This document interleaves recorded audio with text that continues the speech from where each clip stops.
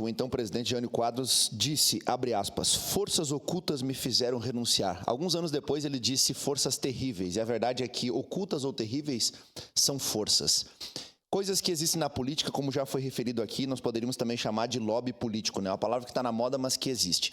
Eu insisto, aquilo que cabe ao governo municipal, a gente cobra, inclusive cobrarei o diretor do aeroporto, o capitão Ramon, se é a competência da ANAC, se é da Força Aérea, para a gente poder saber de fato a quem nós estamos cobrando e a quem devemos recorrer.